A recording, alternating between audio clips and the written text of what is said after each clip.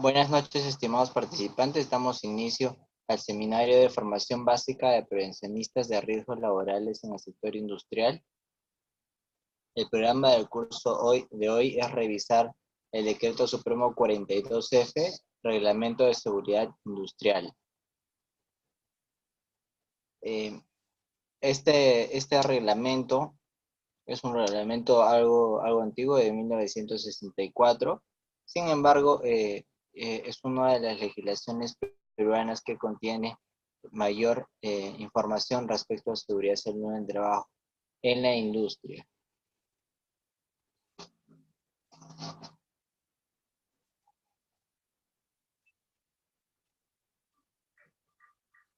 El curso de hoy día es un poco revisar todo el contenido de esta norma 42F. En el siguiente curso del día miércoles, vamos allá a revisar con mayor detalle algunos artículos de esta norma y conversar un poco a detalle sobre cada uno de ellos. Los que podemos ver ahí resaltados, enmarcados en rojo, son los títulos de la norma que vamos a revisar, ¿no? Son 4 títulos que vamos a revisar a detalle. El día de hoy vamos a revisar toda la estructura y comentar a nivel general cada uno de los puntos. Como mencioné en la clase anterior, es importante que ustedes puedan ir revisando la normativa que se va mencionando, dado que es una normativa bastante amplia. El tiempo que se da para la capacitación es algo corto, entonces es importante que ustedes anoten cada norma que se mencione y lo revisen a profundidad. Y si tienen dudas, lo hagan a través del grupo o a través de la plataforma de capacitación.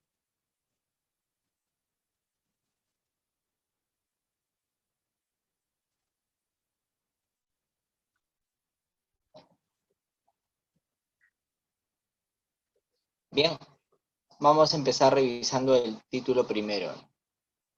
Este título establece las disposiciones generales de la norma, el alcance de aplicación, cuáles son los organismos competentes que se ven involucrados en la normativa, qué comisiones nacionales de seguridad se ven involucradas, y otras obligaciones de las empresas industriales y también por parte de los trabajadores involucra la norma, ¿no? Así como para la 29783 nos establece cuáles son las obligaciones del empleador y de los trabajadores. Esta norma también menciona cuáles son estas obligaciones de parte de la industria y también de los trabajadores. En el título segundo vamos a encontrar todo referente a los locales y establecimientos industriales, mencionando en este título cuáles son las condiciones mínimas que debe tener la infraestructura, los patios de maniobra, los locales donde operan a cualquier empresa industrial, los requisitos respecto a las dimensiones, a cómo deben ser las escaleras, los pasamanos, ascensores, elevadores, patios de maniobra, lugares de tránsito, señalización, ¿no?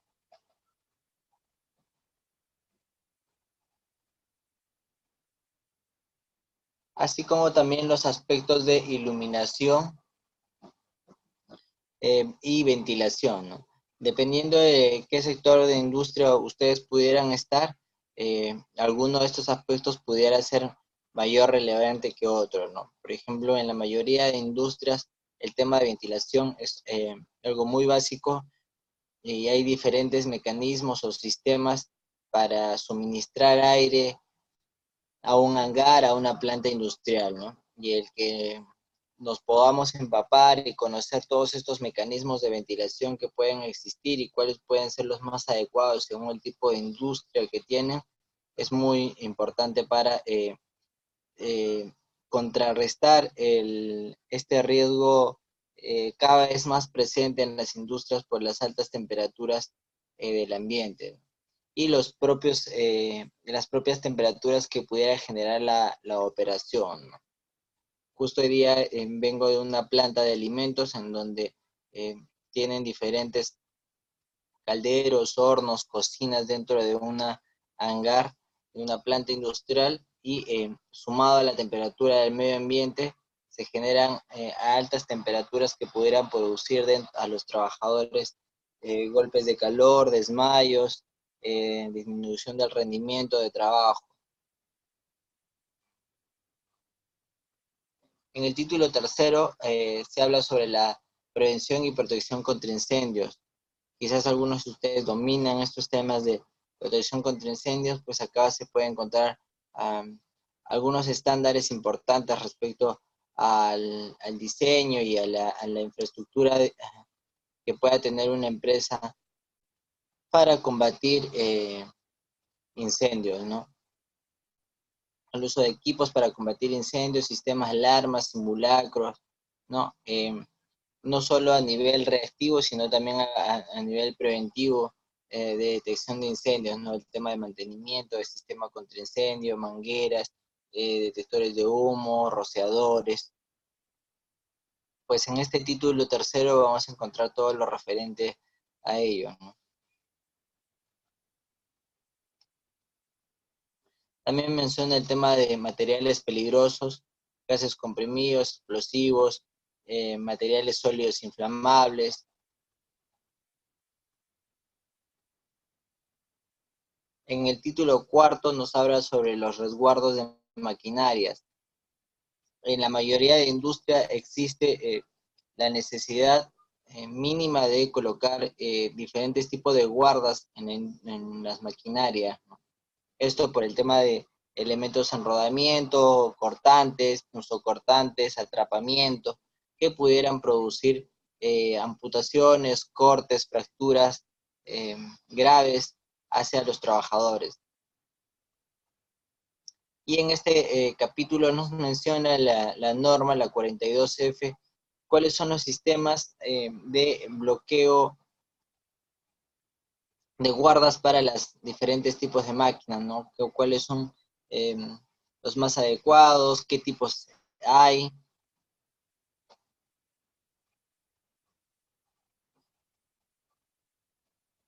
Resguardo para máquinas en punto de operación, ¿no? Establece diferentes tipos de máquinas que pudieran existir y cuáles son las guardas más apropiadas, ¿no? Ahí podemos ver eh, máquinas de taladrar, molinos, equipos para fundir, fresadoras, cepilladoras, máquinas empaquetadoras, máquinas abridoras de algún elemento, entre otras, ¿no? Este punto lo vamos a ver a detalle en la siguiente capacitación, en el siguiente curso del día eh, miércoles 24, ¿no? A la misma hora, a las 7:30.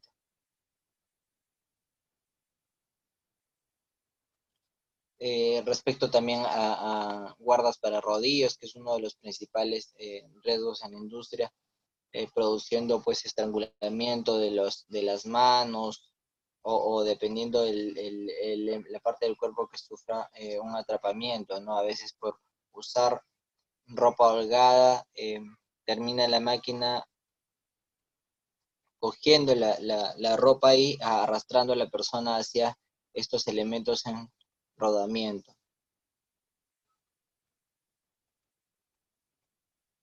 El título quinto de la norma nos menciona todo lo referente a equipos eléctricos, ¿no? Esto también viene a ser una de las partes importantes de toda la industria, sobre todo en estos tiempos en los que la mayoría de equipos, si no funcionan a gas, funcionan a energía eléctrica, ¿no? Pues las condiciones generales de las instalaciones, de puesta a tierra, el tipo de aislamiento, el tipo de llaves que debo tener para mis instalaciones eléctricas es muy importante, además de ser algo que nos fiscaliza INDECI, ¿no? Y nos verifica que tengamos puestas a tierra, llaves diferenciales, llaves termomagnéticas, que los tableros estén correctamente identificados, el tipo de cableado que se usa, el recubrimiento, las condiciones por donde se trasladan las conexiones eléctricas, los tomacorrientes. Todo esto se menciona en esta norma. En el título sexto nos habla sobre las herramientas manuales y herramientas portátiles accionadas por fuerza motriz, ¿no? Que son muy comúnmente llamadas herramientas manuales y herramientas de poder. Este título solo tiene un capítulo único que habla sobre las condiciones generales de las herramientas, pero viene a ser muy importante este título, ¿no? Ya que la mayoría de industrias, o en general la mayoría de empresas, tienen algún tipo de herramienta manual. Si no es herramienta manual, alguna herramienta de poder alimentada por energía eléctrica o energía neumática, ¿no?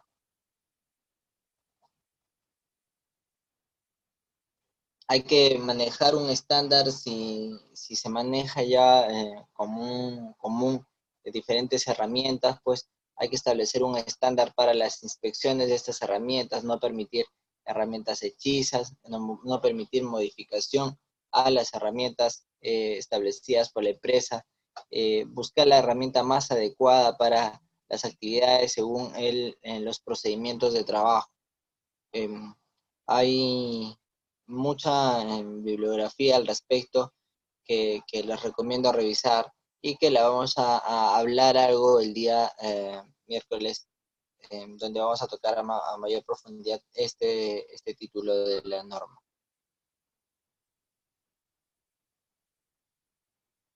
En el título séptimo, la norma nos habla sobre los calderos a vapor y los recipientes a presión.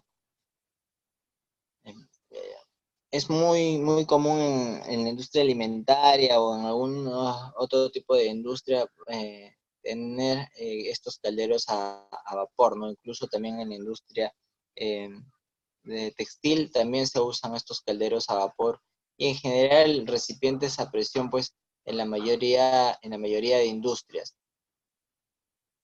Si alguno de ustedes tiene un caldero en su empresa y lleva un libro de servicio donde se pegan las actas o eh, las, los certificados de inspección y mantenimiento de los calderos, eh, podrán tener la duda de dónde viene este libro, esta necesidad o requisito obligatorio de llevar un libro de servicio o un libro de mantenimiento de los calderos.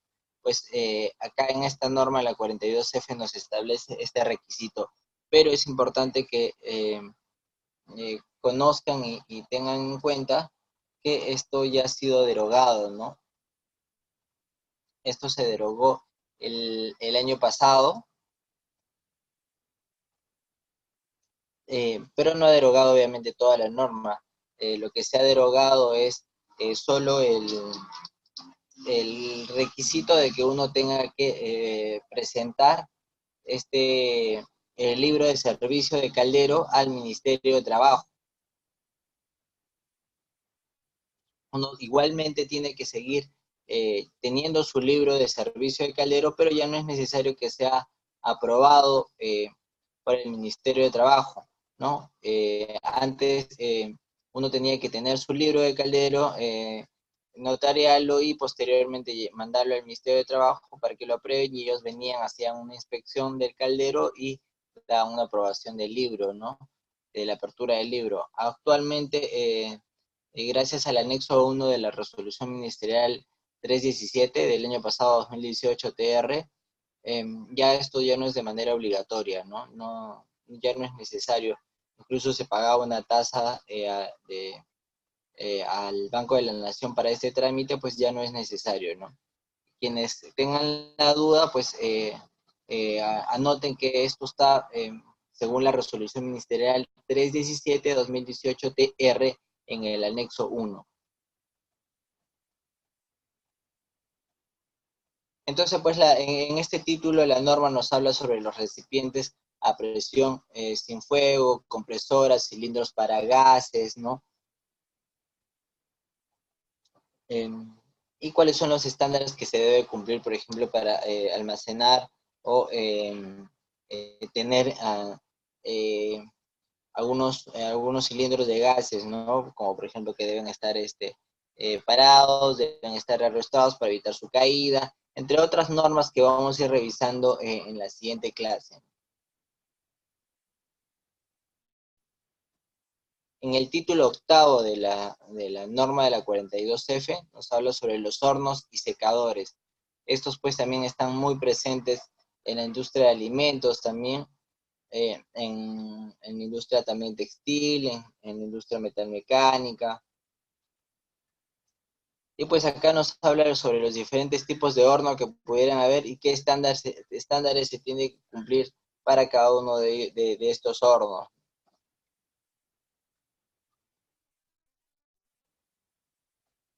Respecto a la manipulación y transporte de materiales que nos habla en el título noveno, pues nos habla sobre los equipos para izar y, eh, y cargar algunos elementos como por ejemplo son las grúas, los, y bueno, los diferentes tipos de grúas, ¿no? Hay puentes grúa, eh, que también son bien comunes en la industria. Y la importancia pues de un mantenimiento preventivo de estas grúas o de estos elementos de izar, y no solo pues del mecanismo propio, sino de los otros elementos que pudiera tener estos equipos para usar, como pudieran ser las slingas, los ganchos, los flejes, que pudieran sufrir algún daño producto del uso, y pues sufrir roturas al momento de hacer una carga crítica, ¿no? Como podrán encontrar en internet, pues algunos videos en donde la carga termina cayendo y a veces causando accidentes graves o mortales por falta de inspección de estas eslingas o cuerdas o cables, ¿no?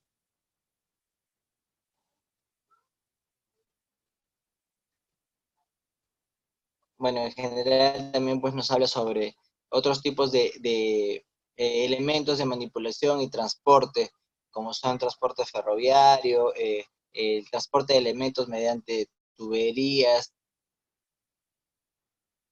¿no? En el título décimo nos habla sobre las sustancias peligrosas y ofensivas. Em, bueno, acá también hay bastante información, es un tema bastante amplio en el que incluso hay algunos cursos de certificación, especialmente para materiales peligrosos. Pues acá la normativa nos da algunos alcances generales sobre cómo yo debo manipular algunas sustancias inflamables, explosivas, ¿no?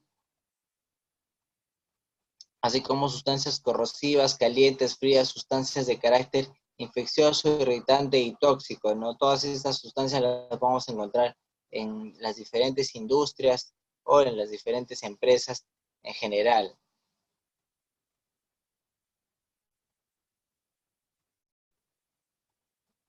Bueno, también nos habla sobre las radiaciones peligrosas, ¿no? En el título 11º.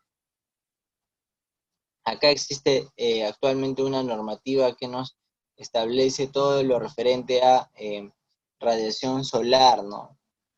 Eh, y que pues nos menciona que todo empleador debe tomar labores preventivas para trabajadores que están expuestos o laboran en exposición a radiación solar. Y bueno, también pues no solo este tipo de radiación, sino también la presencia de radiación de rayos X que pues, se pudieran encontrar no solo en, no solo en clínicas o hospitales, sino también en la mayoría de industrias donde se tiene que detectar presencia de algún objeto en la materia prima o en el producto terminado.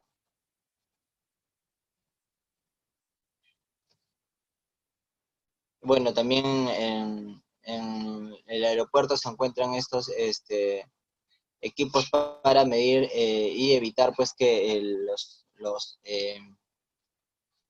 los pasajeros puedan transportar cosas que no están permitidas, ¿no? Por ahí lo han comentado en el chat, ¿no? Sí, también ahí se encuentran este tipo de equipos para medir las radiaciones, para medir, para identificar posibles objetos, ¿no?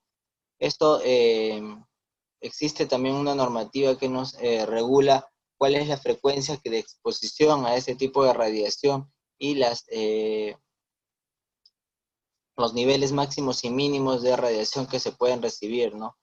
Eh, eh, eh, eh, Incluso les comento, por ejemplo, los trabajadores, los radiólogos que trabajan en hospitales o clínicas, ellos tienen un régimen especial de trabajo en el que no se exponen de manera continua eh, al, a esta radiación. Entonces, si en su empresa tienen esta exposición, deberían considerarlo en su matriz CIPER y establecer pues cuáles son los controles adecuados como rotación de personal, régimen de trabajo, distancias adecuadas, ¿no? Si ver que el equipo cumple con los valores máximos y mínimos de exposición a radiaciones, ¿no?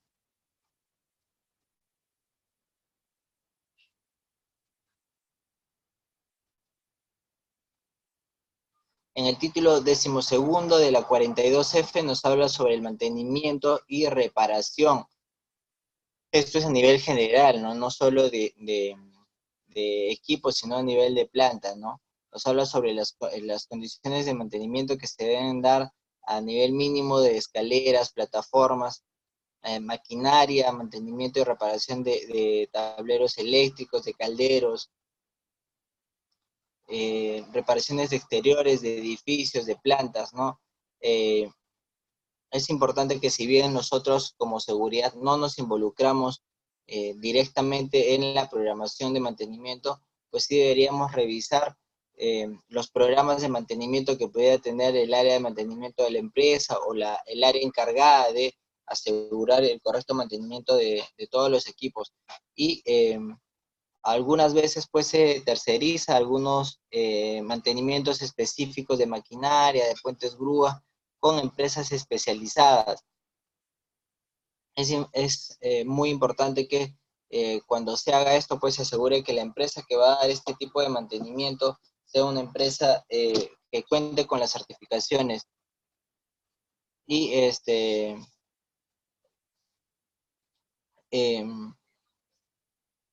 se revise que sea por personal especializado y reciban el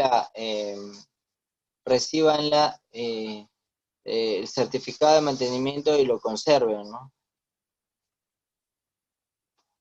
A ver, están haciendo por ahí algunas consultas. Me dicen qué hacer en caso de que yo tengo, donde trabajo, hay exposición a radiación y no hay ningún control a la exposición del trabajador.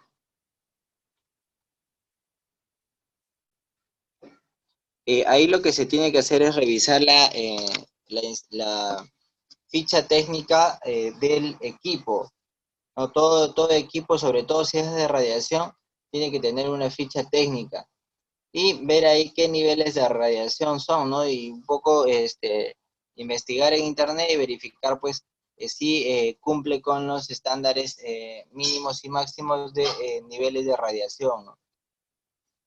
Y ahí les recomiendo que consulten con su médico ocupacional. El médico ocupacional va a tomar, o va a ser la persona más adecuada en tomar acción respecto a la exposición de este tipo de radiación, pues porque ustedes saben que este tipo de radiación genera modificaciones genéticas en las personas y termina generando cáncer u otro tipo de enfermedades a largo plazo, ¿no? No es que uno se expone un día y ya va a sufrir cáncer.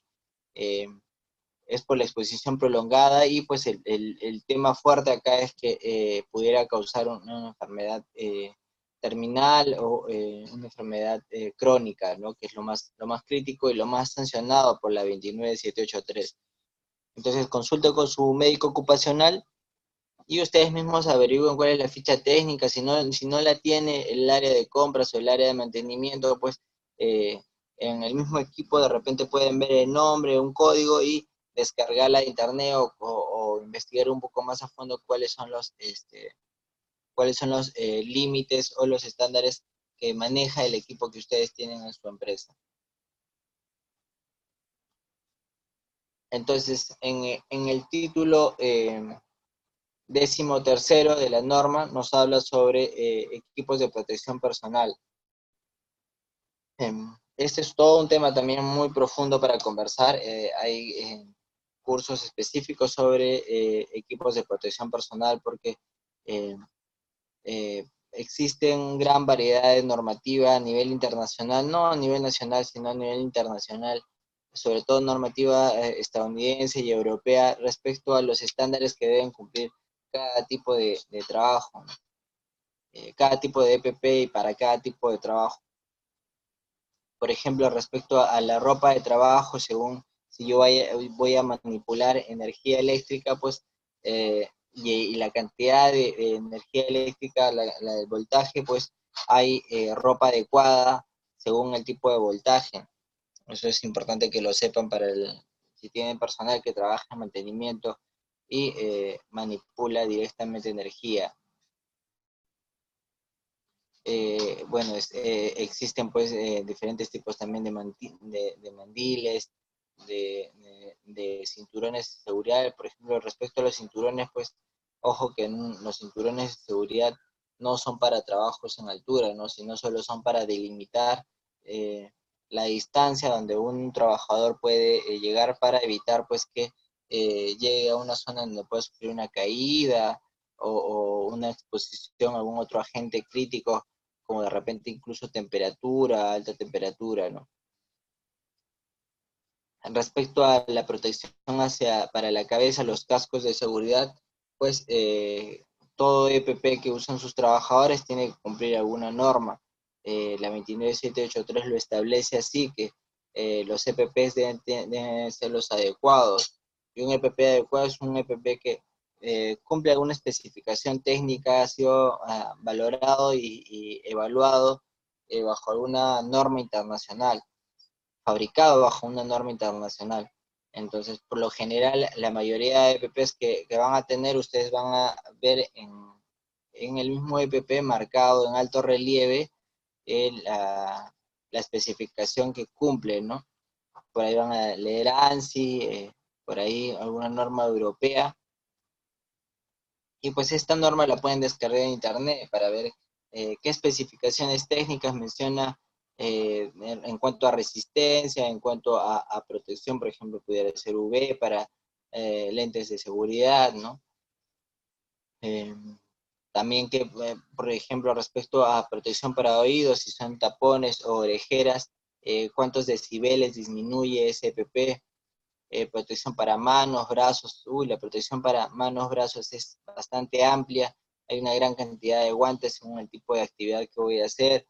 Guantes de nitrilo, guantes de látex, guantes de nylon recubiertos con palma de goma.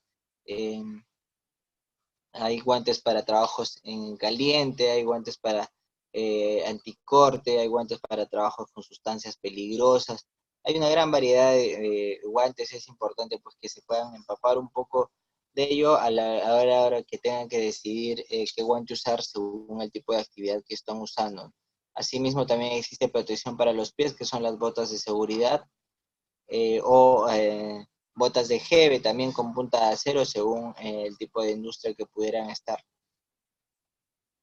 Respecto a la protección eh,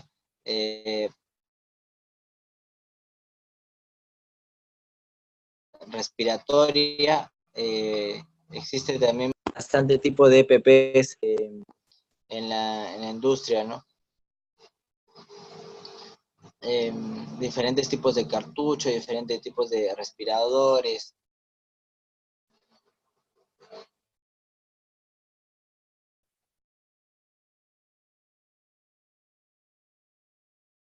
Y bien, ya hemos revisado toda la estructura de la norma.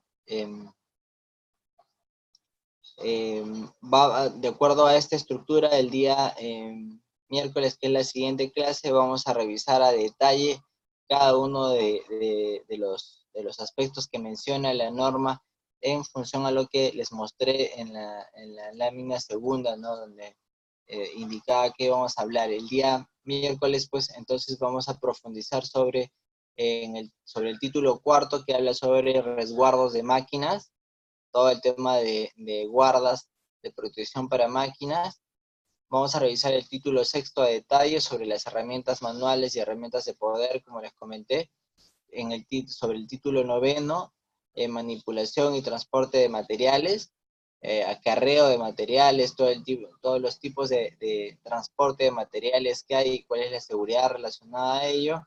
Y este último título que acabamos de comentar, que es el título 13º, que habla sobre los equipos de protección personal, ¿no? Los muy conocidos EPPs. Entonces, habiendo dicho esto, no sé si hay alguna consulta.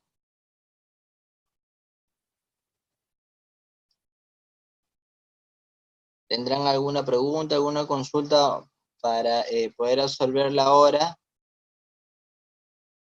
Si no la tienen por el momento, pues les aconsejo que revisen la 42F, el decreto supremo 42F. Lo puedo pasar al grupo, o les recomiendo también que lo puedan buscar en internet. Lo encuentran como decreto supremo 42F, reglamento de seguridad industrial.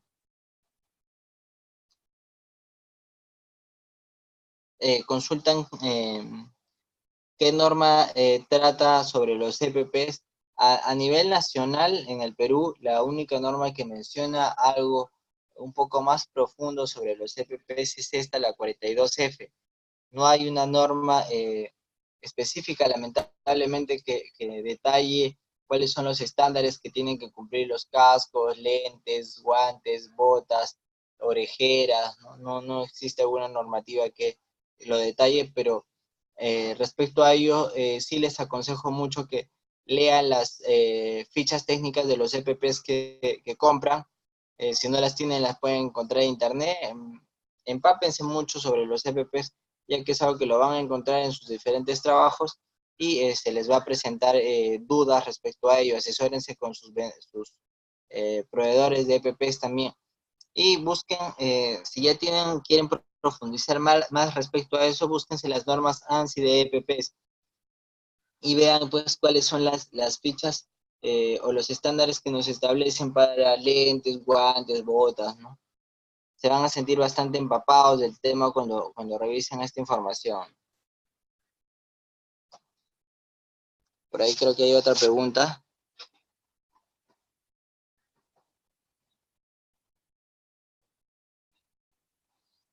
Sé que consultan sobre si hay una cantidad de horas determinadas para elaborar con máquinas de rayos X, como por ejemplo las máquinas en los aeropuertos. Lo que les puedo decir es que la normativa eh, para los hospitales establece pues que los trabajadores deben seguir un régimen, si no me equivoco, es de 4 por 3, ¿no? Trabajan 4 días y descansan 3 días libres, pero no les podría dar mayor alcance respecto a ello. Quizás el día miércoles, que es la siguiente clase, yo les puedo detallar respecto a cuántas son las horas determinadas para elaborar con exposición a rayos X. ¿Habrá alguna otra pregunta?